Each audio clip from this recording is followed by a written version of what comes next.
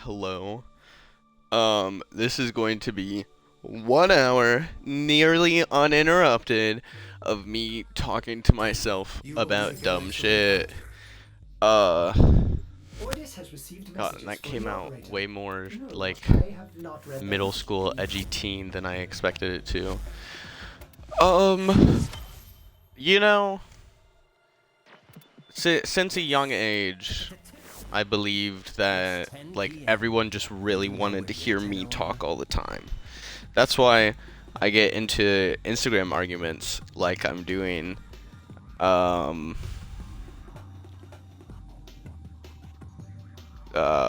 this.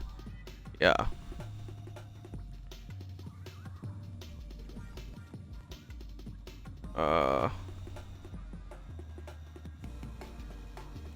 What the fuck is this guy even saying?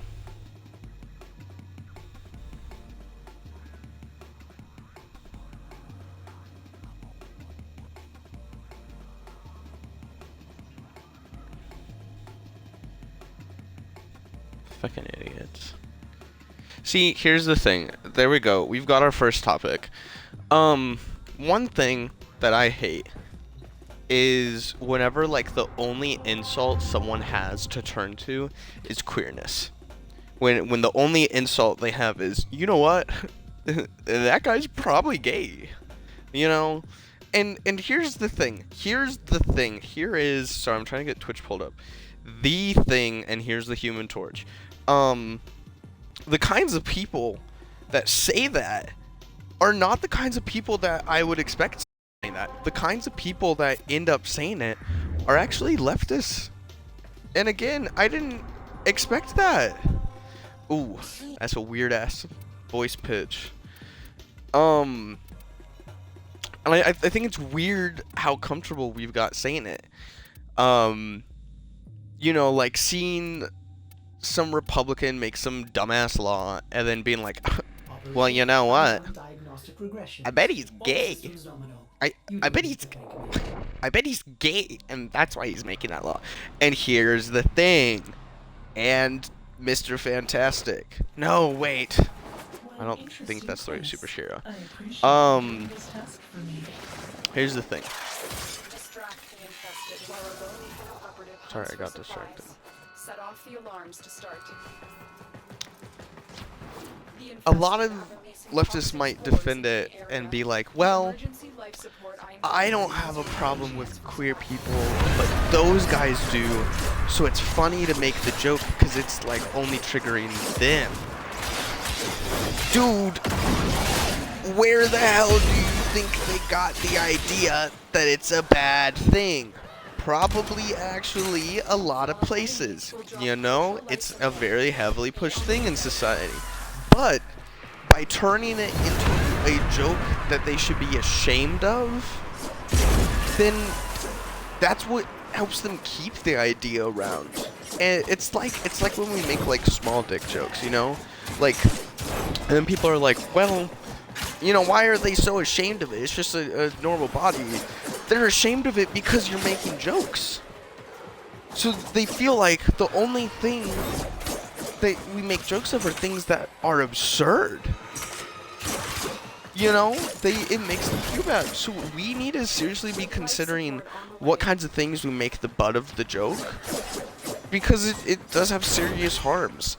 I think like a great way to put it is like, if you make fun of someone that you don't like by pointing out a physical deformity, you are also making fun of everyone else that has that deformity. You know, like, it doesn't matter. I don't know, if you make out, if you make fun of someone for having like a scar, right?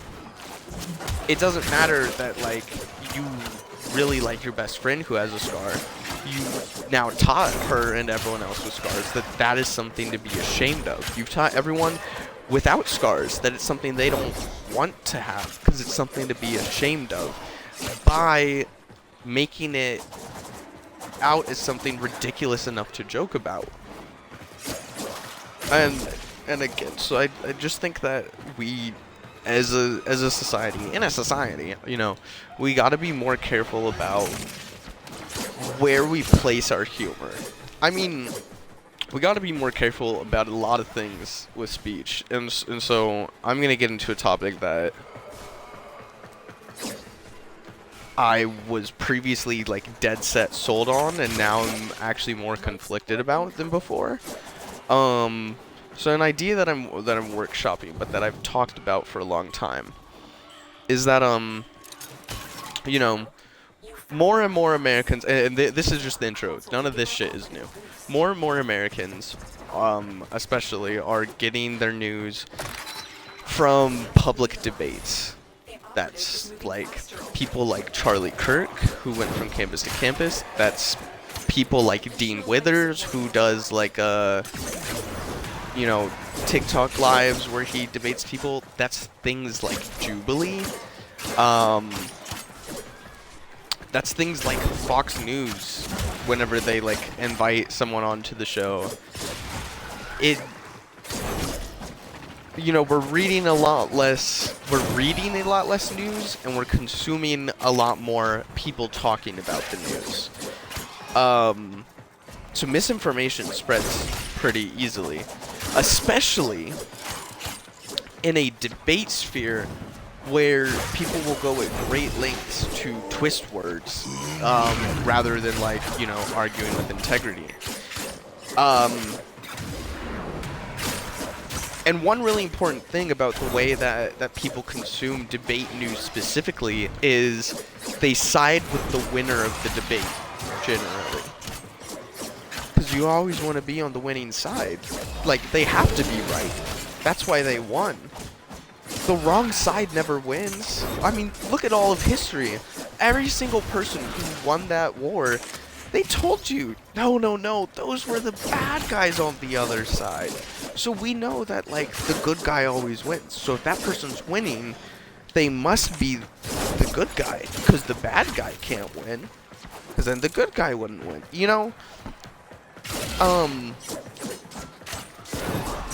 And then there's some of us that we have the sense of what is right, despite the fact that the right is not currently winning,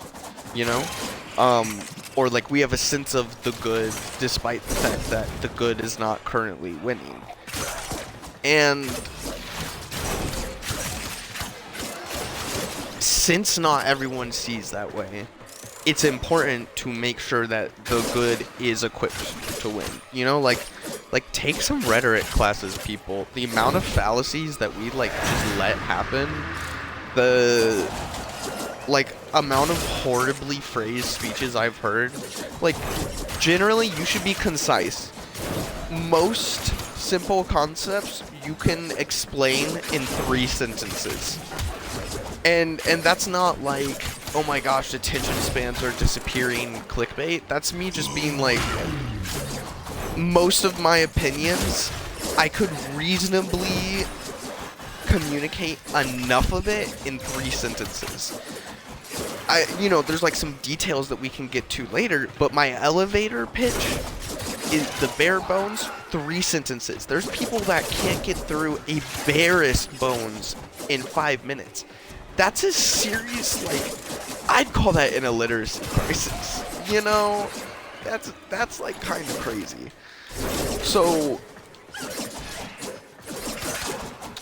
it's I'm trying to think of whether I should give an example. Okay, my perspective on abortion, right, would be here it is, sentence 1. Abortion should be accessible to all in any circumstance. Okay, there's sentence 1. That explains my stance. Now I'm gonna add a reason. I recognize that the fetus is a potential human life. Well, let me go back. I recognize that life starts at conception because all cells are living. However, I don't think personhood does. I believe, or I could streamline that to be I think personhood begins after birth. Um, right, and then the clarifying sentence, the last one, and because of that, I value the already established person over the potential person, despite the fact that a life exists. Boom. That gives the barest bones. You know, you heard all that and you understood it. You know, you might have follow-up questions. You might go, well, oh great, and now I forgot it because I had a really good one.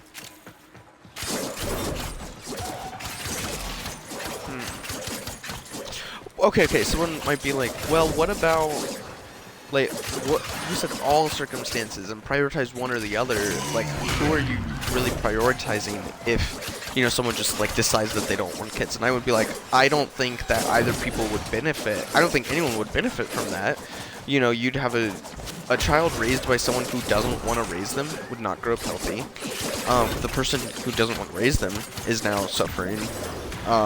And, like, if the child goes into adoption, then, like, other systems get more complicated.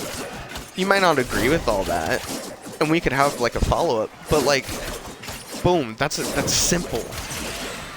And you're still getting enough. I don't need, like, a 10-minute speech about, like, the history of the stars to get you there. And sometimes that kind of imagery is important. Not all the time, though. If you are trying to be profound, then you are not profound. That's what people gotta think about. The most profound thing is often like simplicity and clarity, and not simplicity as in dumb it down.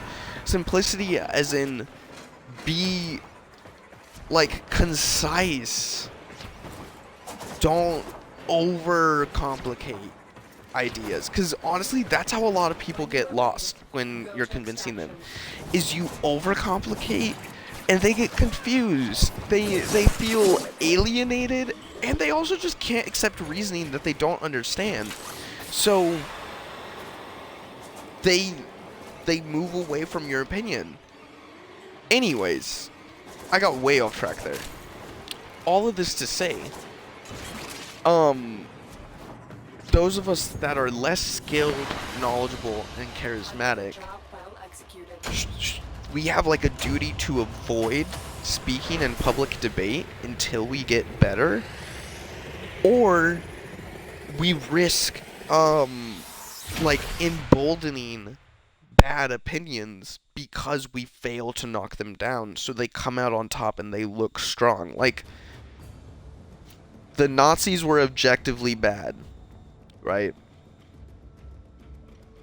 But we only get that now because it's written down in a history book. The average American is not good at thinking about morality. They're gonna just look at whatever the textbook tells them was the evil side. And that's the Nazis, right? Back then, the Nazis were really damn convincing to everyone. And so everyone went along with them. Nowadays, we got Nazi-like people. We also have actual Nazis. So we have the duty then to like start knocking them down. And if we're failing to knock them down, then other people are gonna side with the Nazis because it looks like the winner. And the winner's always right. Is what like our sentiments are. So like, fuck, this is how like Charlie Kirk and Ben Shapiro spread so well, and like Jordan Peterson. They all debated college kids for a reason, because college kids are not as knowledgeable and skilled as, and I say skill very lightly. Knowledgeable is more correct. Well, no. Skilled is more correct, because I'm meaning like knowledgeable of the best strategies there. So more skill, more experienced.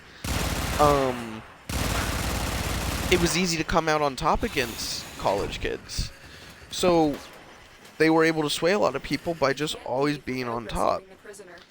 And like a lot of those college kids I'll listen to and I'm like, you fucking idiot.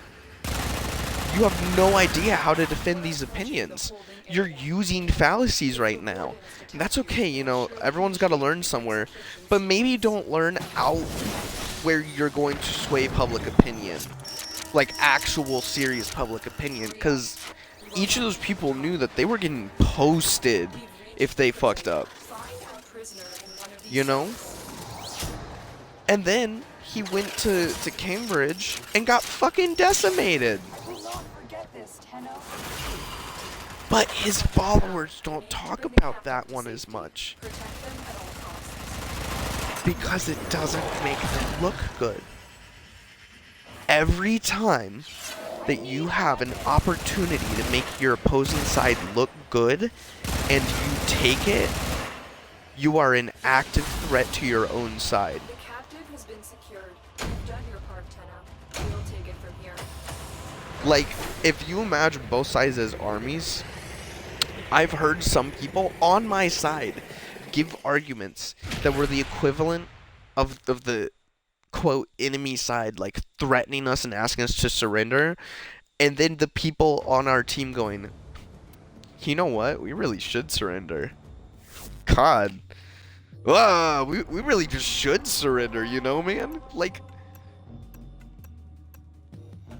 straight betrayals, to be honest. And we gotta recognize that. Not everyone's gonna have all the talent. I don't think some people have the talent to, like, fucking vote properly, dude. How the fuck have we elected 2 TV stars in our presidential history?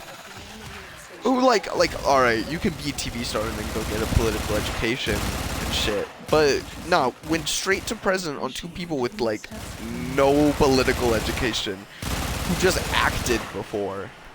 You know? Fucking crazy. Reagan and Trump, if y'all weren't aware. And fuck it, I'm ignorant. There's a good chance that there's like another one, I just don't know. Yeah. I think we should have had like Shakespeare as one of our presidents, just for funsies. And like, oh my gosh, this Mom Donning guy. I love seeing everything he does, because like he's fixing shit so fast, and his followers are both celebrating the wins while also holding him accountable when needed. So, you know, we're not like letting him get away with everything, we're still like upholding the standard, but also like this shit is just his job. Like, we're praising the fuck out of a guy just doing his job, which is great. I love it, actually, because, like, we really gotta start teaching politicians that, like, they're safer if they do good things for us. But, like, internally, we really do gotta recognize that this guy's just doing his job, and he's great at it. Like, I think he does actually deserve praise. But let's just, like, let's make sure that we're holding all politicians to the standard of, this is good that he's doing it, and we appreciate it, but this is also something that we shouldn't have to celebrate. Sorry, I'm getting text messages. Midnight. You're gonna have to remember. Oh my God, remember me. Remind you who you are. Who are you? Yes, that is mainly Warframe on here. I play other games occasionally. God, what do I play? Let me check. I think Apex normally. Sekiro I used to do a lot of, but yeah. Mainly Warframe. This stream is just a collection of my friends told me I should just do a podcast, so I'm just talking to myself for 1 hour a night, hopefully.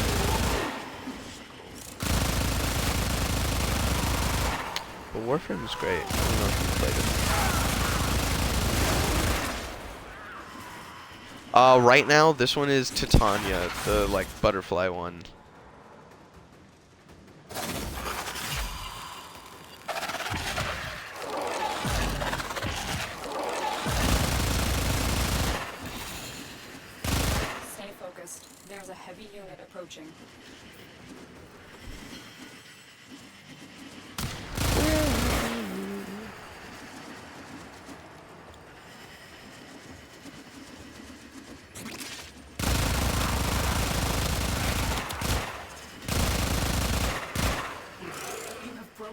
breaks and they are on the run. Another successful mission. Find extraction. God, now I'm like out of interesting things to talk about. Instagram's facing that like class action lawsuit for being too addictive, specifically towards children, and it like kind of makes me wonder like Job well executed. how much should we crack down on addiction? Like, cocaine's addictive, casinos are addictive, coffee is addictive. Like, caffeine is a drug. Caffeine is like the most normalized drug in our society. It alters your mental state through like chemicals and shit. Which never mind, I take back. Like all mental states are altered through chemicals, but it alters your mental state. That's a drug. And like that's like perfectly normal to everyone. Everyone's like, that's great, man. Drink more. And we don't really crack down on like, what did I say before? Coffee, cocaine. Oh, casinos. Yeah, the 3 C's. We don't really crack down on casinos as much, but like we kind of do like a little bit. But we normally crack down in their favor. No card counting. If you win enough, the casino kicks you out. Like, that's bullshit. And then cocaine we crack down on, you know? So it's like cocaine. Yes, I see the argument for that. Don't think that I'm like being like let's give everyone cocaine. I see why. It's interesting like where we draw the thresholds of addiction, because like alcohol's worse for you than weed is, but like one is legal and one isn't, and weed can be addictive. I always do hate when people are like it's not addictive, but alcohol is more addictive. So it's like we're clearly not basing it on addiction. Well, I mean they thought they were. They claimed they thought they were. But it's like the reasons for cocaine and heroin and meth are probably like, no, there's probably a lot of other political reasons. The good argument that I can think of is bodily damage.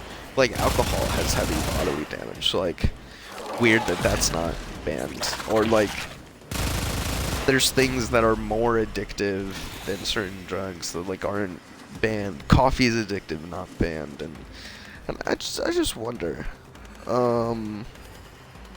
Sorry, Midnight, I missed some of your questions. I don't really play story games as much anymore. Favorite weapon in the game so far is probably Soma Prime. That's what I use the most. And then I stream on console at the moment. I have a PC, but I don't really know how to work computers very well, so I'll have to like figure it out.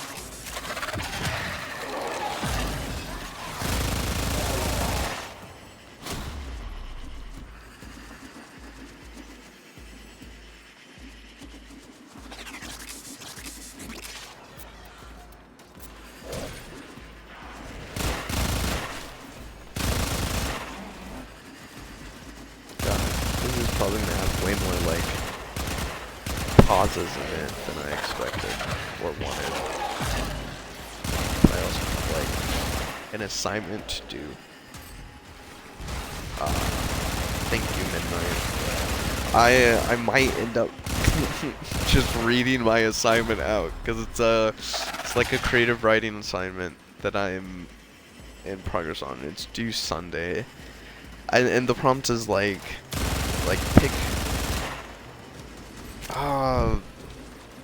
pick a moment where things kind of just like stop, like those like moments of mesmerization where it all zones into one thing. And I'm trying to remember what the example in the essay that was presented to us was. Yeah, I don't think I'm gonna remember. It might have been like some sunset on a mountainside. Or like... No, I think it was a fox. I think it was like the person's encounter was a fox. And like everything just kind of zones out. It's like, whoa. This is like 1,000 sunsets at once. And yeah, I wanna I don't know, like I want to do good on the assignment, but I just don't think I'm like doing so at the moment. You held them all back. Time Uh, to here. thank you, Midnight. And I'm probably just gonna be streaming at random times, but I'm gonna grab that assignment and maybe reading out loud will bring some kind of inspiration. I also don't want anything I write to sound like so modern that it sounds like a text message. It's called Hemeris thisbe, which is a scientific name for the clear-winged hummingbird moth. Every morning, the bricks and I share a routine. I walk to the dining hall where they reside, glance towards them as I pass, and look away before the eye contact becomes awkward. At the same time, they hold the building up, glance at me, and hold their stares a little longer. This morning, as I look to meet them, however, they point my eyes away and urge me to pay closer attention to the things that are not in my routine. A creature that is not a hummingbird flits past me, darting between the flowers decorating the building. The red flowers shine a crimson that makes the bricks insecure. The orange ones resemble Grandma's marmalade. The yellow flowers convince me I am looking up at the sun instead of down at their bodies. Each flower is a sphere of individual bulbs, the critter carefully choosing a few petals in each bulb to nestle its proboscis between. I know the insect is glancing at me, or staring. It is hard to tell with how fast it moves. I am staring at it, trying to, and it is challenging me to follow. The moment is not like how I was told moments like these would be. Ooh, The moment is not how I was told moments like these would be. The rumble of cars 20 feet away pushes on. The minutes sprint forward, my starvation growing, much like the moth in front of me, no matter how much it attempts to stuff itself full. The bricks aren't dissolving from my vision, allowing me to zoom in on the creature in front of me with a movie-like, perfectly directed and choreographed POV, so I can have some great epiphany about the importance of nature and the detrimental effects of technology on humanity. The moment exists as neutrally as any other moment. The moth exists only for itself, not for me nor some great lesson. I pluck a flower, one of the ones that shames the bricks. Surely they are jealous. I hold the flower up to the moth. It flits towards me, but notices my eyes and turns away. It returns to some of the same bulbs as before, but the nectar reserves are empty, so the moth comes back to me. As it fills its stomach, mine grows more empty. Breakfast has ended by now. The nectar I hold runs out. The moth leaves again. And yeah, I still need to write like 150 more words for that. So that's what I will be doing soon. And sorry, I'm reading the chat now too. Thank you so much, Midnight. I've thought about growing the channel, and I don't know, I think you need like 50 subscribers or something and like 7 active listeners at a time. I have no clue. I know I'll never be hitting the amount that it's like, what's it called? Day job. You know? So it's like, not really, something that, not really something I'm gonna commit to as like a job, but definitely something that's like fun for me. And as I mentioned at like the very beginning, it's nice the idea that random strangers like really want to hear what I have to say. You know, everyone likes attention.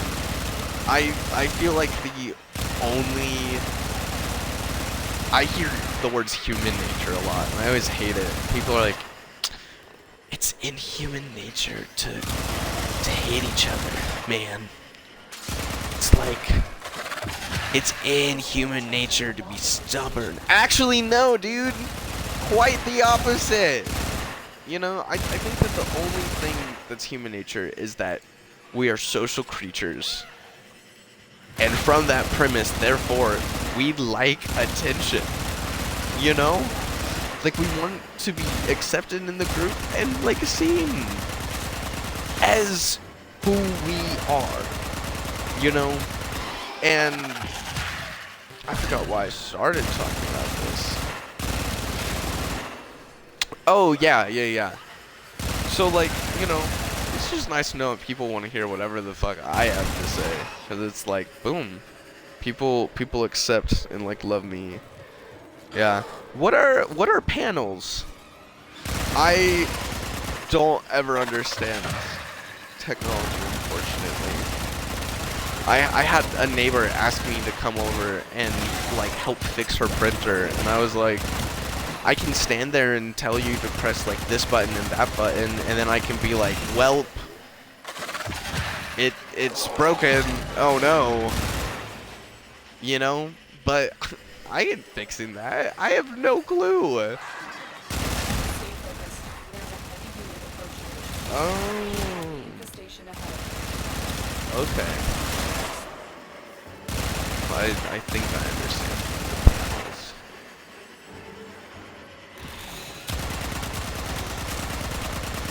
Yeah. Yeah, the plan at the moment is to just ramble to myself for an hour, post it to YouTube, and then move on each day. And see how long I can go before I run out of things to talk about. Because I've always convinced myself, no. I'm the type of person that can talk endlessly. And maybe that vibe's coming through, but I don't think it's true, you know? I do have a Discord.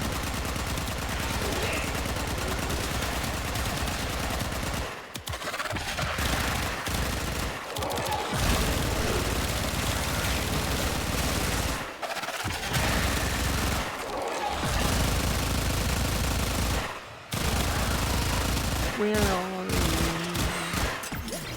I'm so sorry.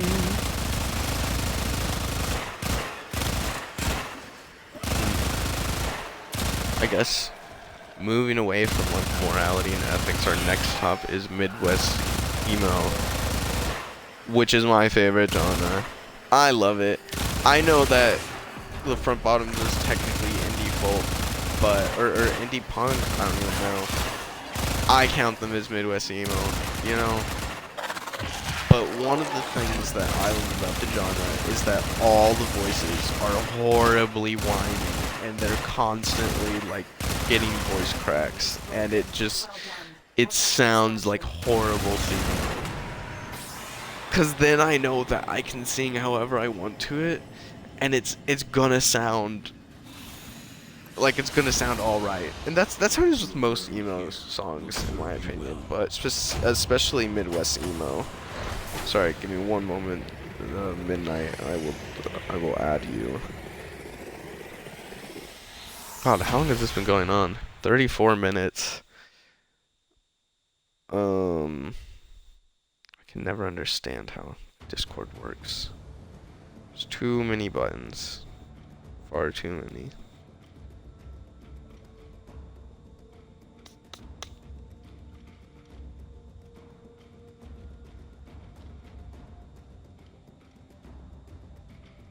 Okay. I've figured it out. I feel like pathetically old for that. Alright, I've gotta spin these real quick. Alright, but you owe us. Woo.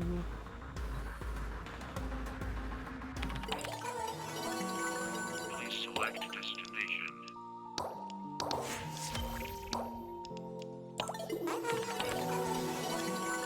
Please select destination.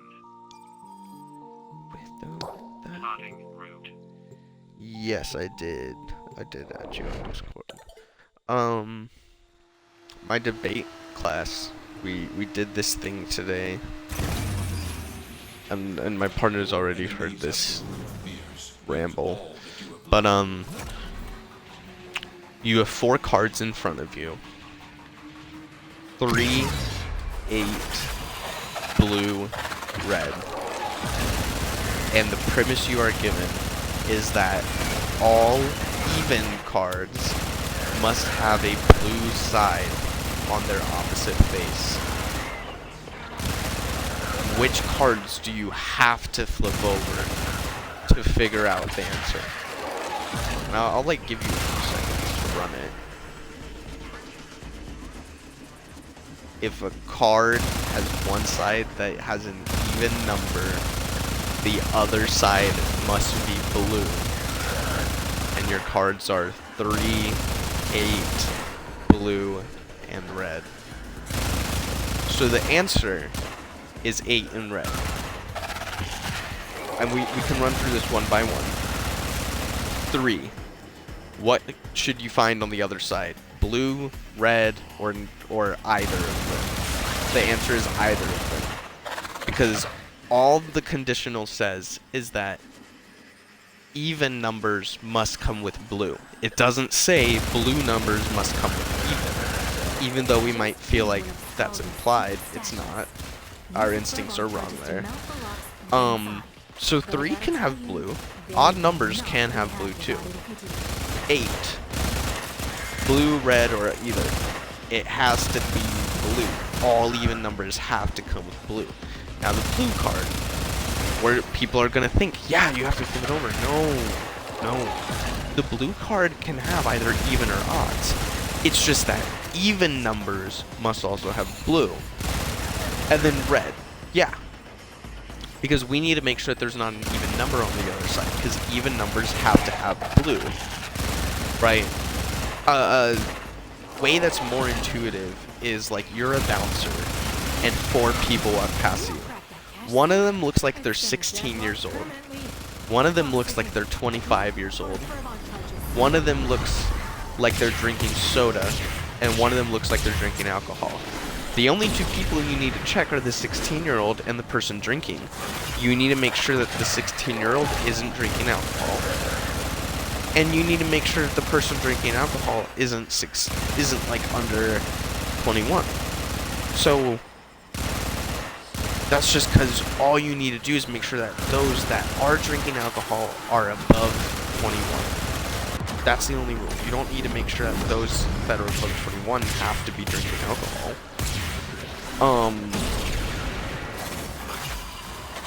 And the class just like, we didn't get to it. I don't even remember why I'm like bringing this up. But I kept trying to explain. People were just insisting like, I respect your opinion. I was like, dude, I need you to agree with it.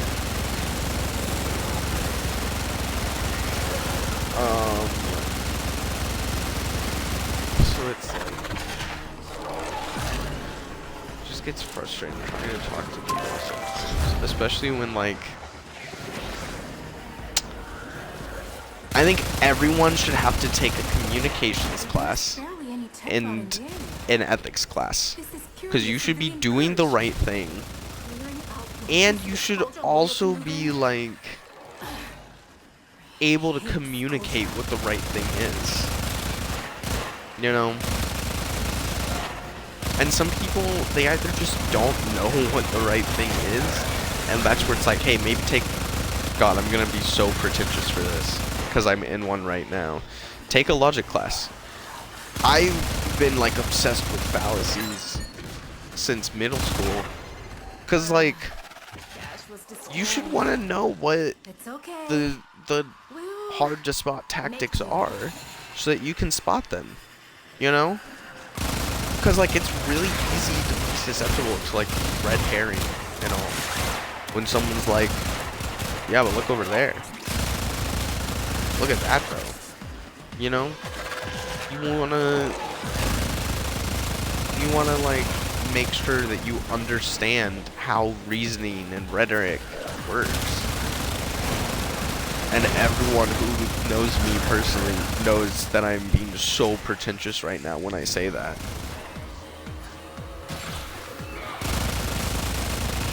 And like,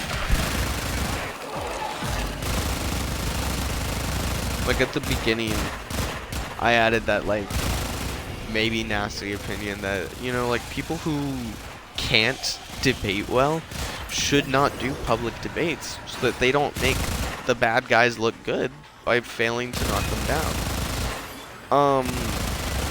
One issue with that is kind of like accessibility, because some people might not be skilled because they haven't been instructed on what the tools are, so they don't know all that there is, and like that can be kind of alienating. And also, it's slipping from my mind now. I can feel like both of its hands slipping off of the glacier right now. And it's just fell into the water, so I don't remember what it was. It's unfortunate. By unfortunate. We're gonna do the Halvania D&D thing now. Fables and Frontiers.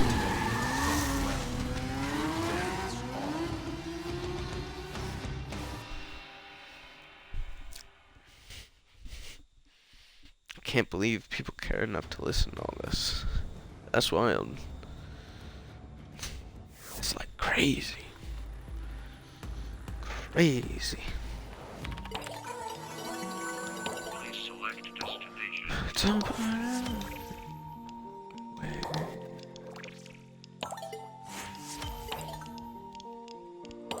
oh, wrong one.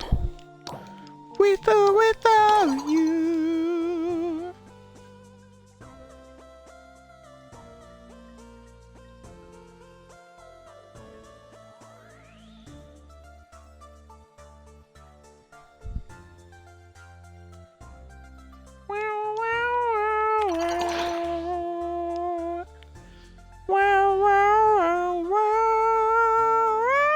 Oh my gosh, the Lizzie character can that's so cute.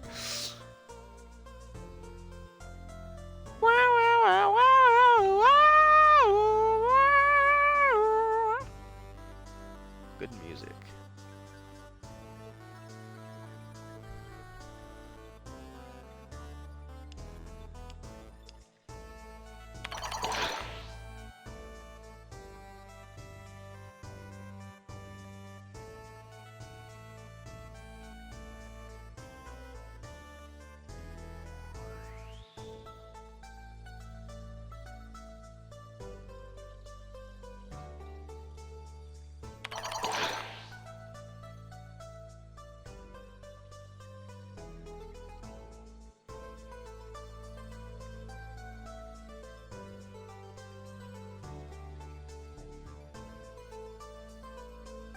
Operator, are you enjoying the view?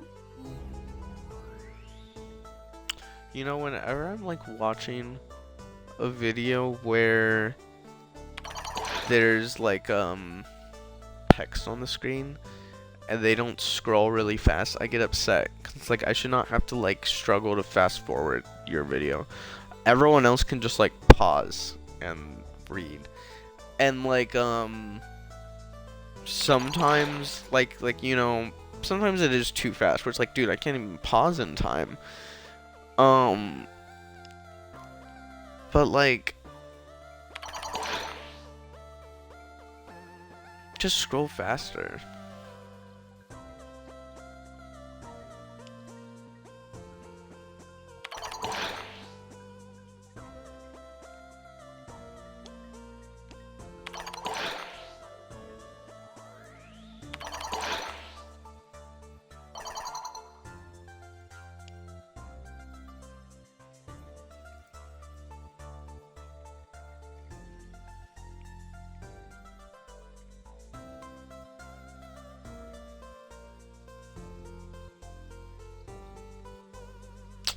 Ooh, a boss.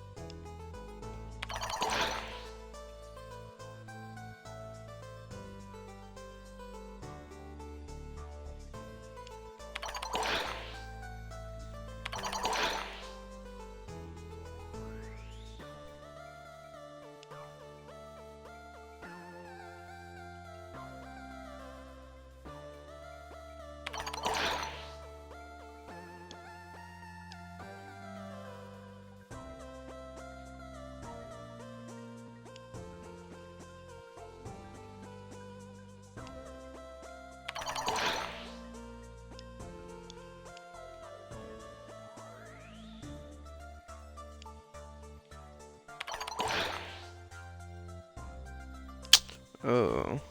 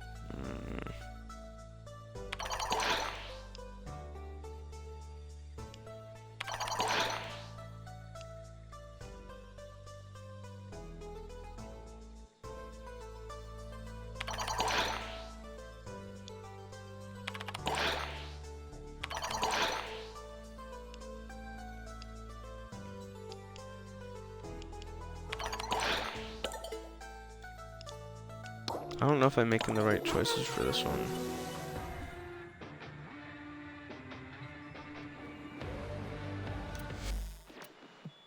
Hey, hey, hey, hey, hey, hey! You're pretty and smart and everybody likes you.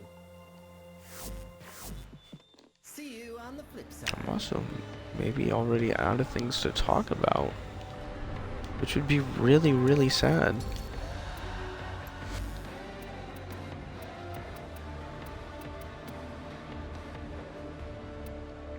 Okay, there's stuck.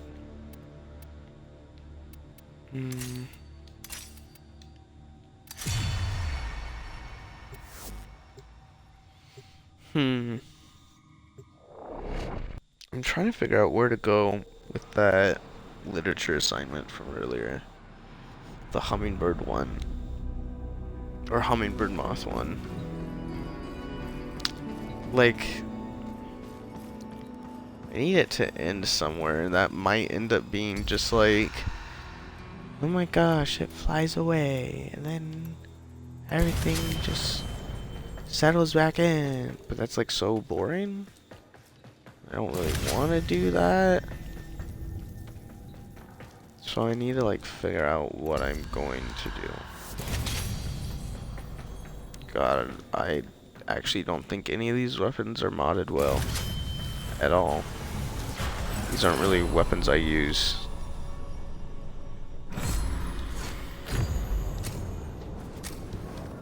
Yeah, but I could have it be that it like moth like flies into a little bulb of flowers and then I like lose sight of it. And it could end with some like cliched thing, cause like the character's spending the whole time like talking about how hungry they are.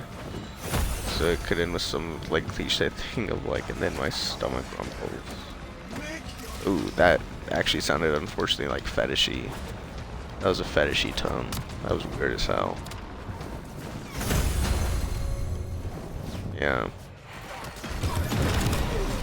I always wonder, no, not always, that's like a heavy overstatement. Like, children's movies, are they always just gonna be like the same jokes, just in a new format? Because like, kids will never get tired of the same old jokes because they grow up before the joke becomes old. So that, well, they grow up and then the joke becomes old. So then you just appeal to the new generation of kids that it's not old for yet. You know? So it's like, will it just be making the same joke forever and over and over, and each time the new animators will be like, oh, I'm gonna make this joke that I remember from my childhood. And that's just gonna be like how we appeal to kids forever and ever. Because I feel like there are a lot of jokes made that it's like, oh, I know this is always being made. Like, I know ancient caveman children were laughing at farts. You know they were. You know? So, yeah. Makes me wonder. makes me wonder sometimes. And not that there's necessarily anything bad with it. It's just something I'm curious about. And I think that's an interesting thing that, like, we're so used to never celebrating the good that pointing out anything automatically feels like an insult. You know? Like, if I told someone, like... Never mind, I can't think of anything. Okay. If I'm, like, showing someone a game and I'm like, have you played shooter games? Or like, you haven't played shooting games before, have you? They immediately feel shamed for that. And it's like, no. I'm just trying to figure out how much, like, you need to learn about the game. But because it's pointed out, and we only ever as a society point out the bad, then it automatically feels like, damn, this is something bad. You know? That really sucks. So then it makes it so that, like, I don't even remember what I was talking about a few minutes ago, but, like, I'll just, like, talk about something that I notice sometimes, and it feels like I'm, like, making fun of it. But I'm not. Because if I'm an incredibly petty person. I love making fun of things. So if there was something I was making fun of, I would really want to remember it. I would want to know what I was making fun of. Because I would find it so funny each time. It was the, like, children's jokes being the same each year. Yeah. And it's like every generation has had number jokes. We've had 42 and 69 and 67 and like oh god, I feel like there's more. We had E. I checked my old like YouTube meme playlists and there were E videos in there. You know, like every generation has something kind of funny. Every generation has some reference. Every generation has something that's just dumb and absurd. That's, like, humor is really repetitive when you think about it. And every instance of humor is just finding a new way to make it slightly less repetitive while still keeping the script.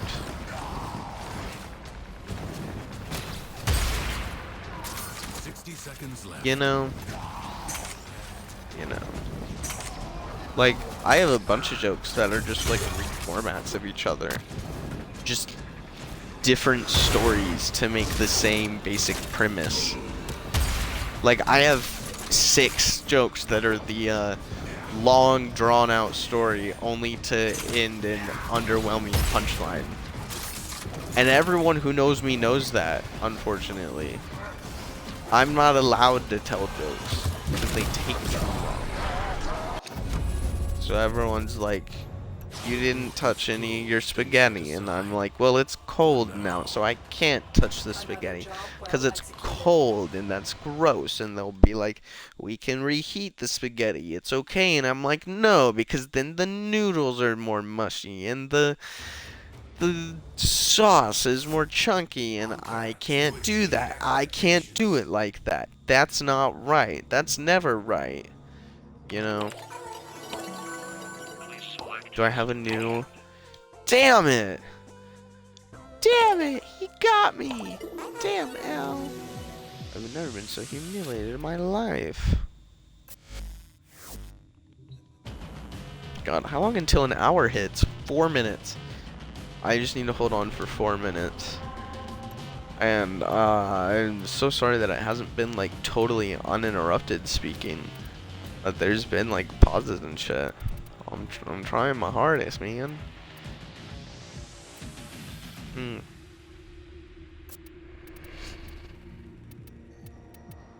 Like, I feel like every few years we also get like a show that's really good at letting people talk over each other. Like Smiling Friends is really good at doing like 2 people talking at once. Or no, let me backtrack. Realistic Conversations. Because here's the thing. mastery of the 10 from a writing perspective, realistic conversations are not always better. Realistic conversations, well, real conversations, let me rephrase, involve a lot of like repeating each other and yourself and in slightly different ways and drawing things out and stopping weirdly and talking over each other and like a million other things. They are very much unentertaining and awkward and weird. So realistic conversations are not always good, but every once in a while you get a show that is really good at doing it. Like Smiling Friends, when they talk over each other, it's really funny. Like Pim and Charlie have that one. I actually don't know how copyright works. I'm realizing that. I don't know how much I'm like allowed to like reenact. And I'm also not an actor. So yeah, Pim and Charlie say something to each other. And like at the same time. And that's it. That's all I'm gonna say. Cause that's all I know is like approved for me to say. God. 2 minutes. That's all that's left. I don't know why I'm treating this like it's like a prison sentence. Like I signed myself up for this.